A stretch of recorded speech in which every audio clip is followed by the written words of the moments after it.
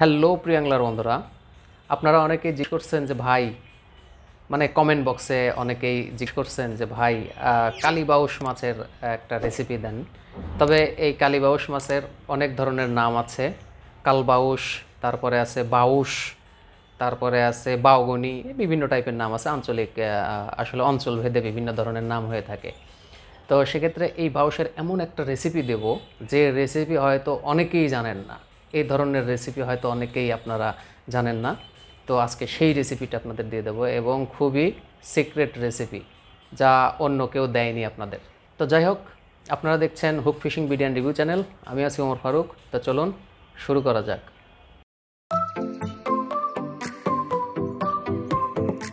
তো এটা এমন একটা রেসিপি যেটা আপনাকে জানতে চাইলে ভিডিও স্কিপ করা যাবে না, কারণ এখানে একটা পয়েন্ট মিস্টেক হইলে হয়তো আপনি এই রেসিপি সম্বন্ধে কিছুই জানবেন না। তো বন্ধুরা, এই টোপটি খুবই কাজের একটি টোপ। এই টোপটি সম্বন্ধে অবশ্যই আপনাদের আমি এক্সপ্লেন করব। তার আগে কিছু কথা আমি বলে নেব।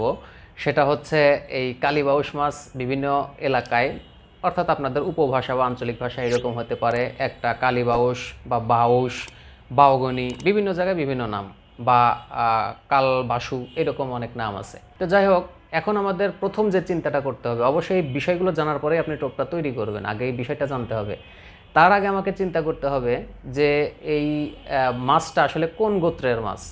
এটা একটা কার্প গোত্রের মাছ বা কার্প জাতীয় মাছ হচ্ছে এই কালীবাউস।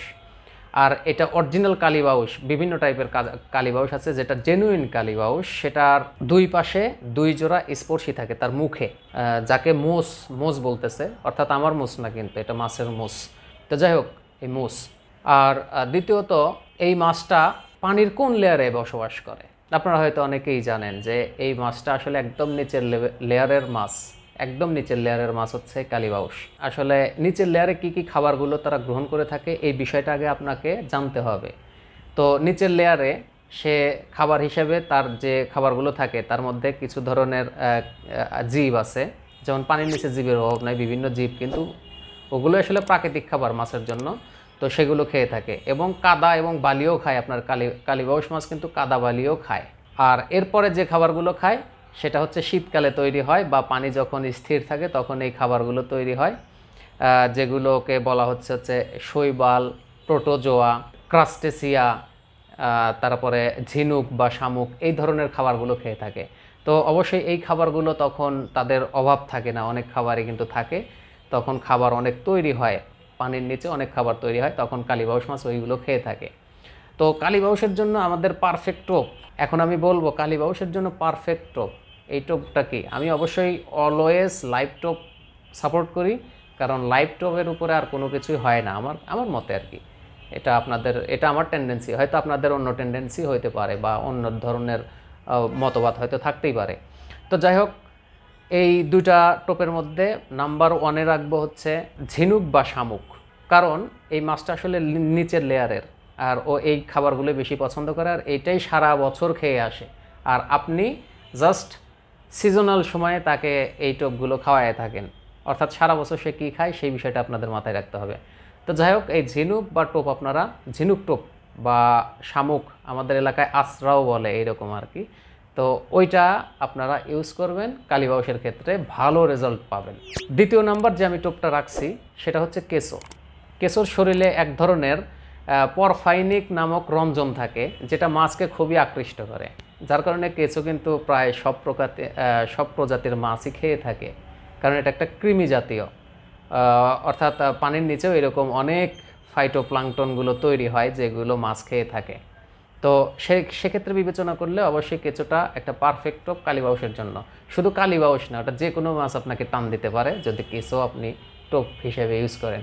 তবে কেঁচো সবাই ইউজ করে না, কারণ পারিবারিক সমস্যা থাকে। যেমন আমার আম্মাও কোনো দিন ওই কেঁচো দিয়ে মাছ ধরা মাছ, ওটা কোনো দিনও পাতিলে উঠাইতো না। তো যাই হোক, তো কেঁচো আপনারা ট্রাই করবেন। তৃতীয় যে বিষয়টি আমি বলবো, এটা কোনো টোপ না, এটা কোনো কিছুই না, আর এটা কোনো রেসিপিও না। কারণ আমি আপনাদের হয়তো প্রথমে বলছিলাম যে আপনাদের রেসিপি দেবো, আসলে এটার কোনো আসলে ওই ধরনের রেসিপি নাই। আর যেগুলো আপনারা পান, এটা জাস্ট মাইন্ড স্যাটিসফ্যাকশন আপনাদের। আমি এটা মনে করি যে আপনারা এত কিছু দেন, এটা মাইন্ড স্যাটিসফ্যাকশনের জন্য, যে হয়তো মাছ বেশি ধরবে, এই জন্য আপনি আশায় অনেকক্ষণ বসে থাকেন, কিন্তু আদৌ এই কাজটা হয় না। এটা আমার বাস্তব প্রমাণ। আমারই এক ফ্রেন্ড আমার গ্রামের, ওকে আমি মিতা বলে ডাকি আর কি, ওর নাম ফারুক। তো আমাদের নদীতে ওই আপনার আইড় কাটা মাছ ধরার জন্য অনেকজন বসছে আর কি। তারা আইড় কাটার ওই ডিম রুটি দিয়ে আইড় কাটা আর বিভিন্ন ধরনের রেসিপি পাইছে ইউটিউবে, ওইটা দিয়ে আর কাটা মাছ ধরার জন্য বসছে। কিন্তু আমার মিতে যা করছে কি, ওই আবার করছে ওই কেঁচো নিয়ে যে ওদের মাঝখানে বসছে, পরপর 2টা হিট করছে ওই। কিন্তু ওরা কিন্তু সারাদিন বসে আছে। পরে ওরা বলতেছে আমরা এত কিছু দিলাম, এত কিছু করলাম, আমাদের কিছু হলো না, ও আসার সাথে সাথে মাছগুলো হিট করতেছে। এটা কিসের জন্য? এটা ওদের ওই খাবারের যে একটা প্রক্রিয়া আছে এটার উপরে বেস করে ওই টোপগুলা নিয়ে নিছে আর কি, ওই টোপগুলোই মাছ আবার বেশি খাইছে। তো যাই হোক, এই বিষয়গুলো আমাদের মাথায় রাখতে হবে। আর সবসময় এত কমপ্লেক্স টোপ নিয়ে আপনাদের চিন্তা করতে হবে না। এইটা গোছাতে হবে, ওইটা গোছাতে হবে, ওইটা এই কয়দিন পচাইতে হবে, ওইটা এই কয়দিন করতে হবে, এইভাবে অনেক প্রসেস করে একটা টোপ তৈরি করার দরকার আপনার নাই। আপনি এইগুলো দিয়েই কালীবাউস মাছ অনায়াসে হিট করতে পারবেন, কোনো সমস্যা নাই। যেখানে কালীবাউস আছে সেখানে আপনার এই সব টোপই বেশি খাবে।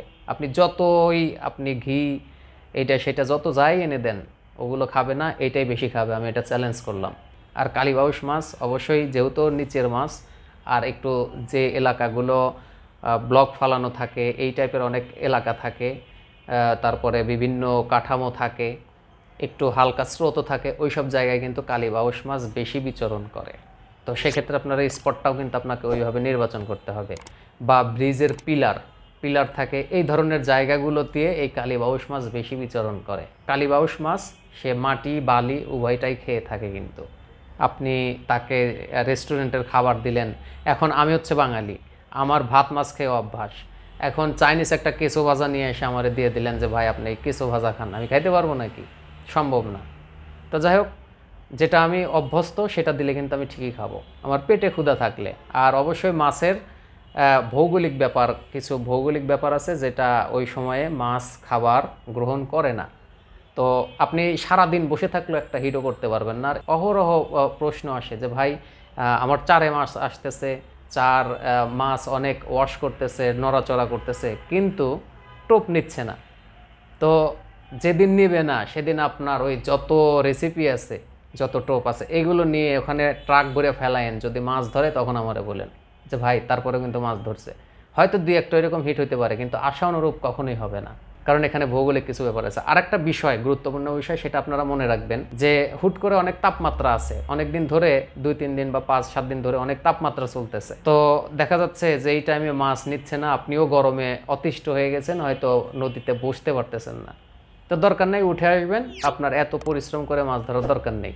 যখন দেখবেন যে বা এর মধ্যে একটা বৃষ্টি হয়েছে, রাত্রে বৃষ্টি হয়েছে, তাইলে পরের দিন মাছ ধরতে যাইতে একটুও ভুল করবেন না, কারণ পরের দিন গেলে আপনার ভালো হিট হবে। আর ওই দিন মাছ ধরার সম্ভাবনা অনেক বেশি, কারণ মাছ হচ্ছে শীতল প্রজাতির, তারা কিন্তু সবসময় খাবারগুলো আসলে গ্রহণ করে না। কিন্তু আন্তর্জাতিকভাবে যদি আমি বিবেচনা করি, তো অনেকেই বলছে যে মাছ যে টাইমে খাবারগুলো খায় সূর্য অস্তের সময় এবং সূর্য যখন উদয় হয় তখন মাছ বেশি সক্রিয় থাকে, এবং সূর্য যখন অস্ত যায় তখন সক্রিয় থাকে। জানি না এটা কতটুকু লজিক্যাল আসলে, এটা সেটা আমি বলতে পারবো না, তবে এটা কিন্তু আমার কথা না, এটা কিন্তু অনেক বড় বড় অ্যাংলারের কথা। তো যাই হোক, ভিডিওটি কেমন লাগলো অবশ্যই কমেন্ট বক্সে জানাবেন। ভিডিওটি ভালো লাগলে অবশ্যই একটা লাইক দিবেন।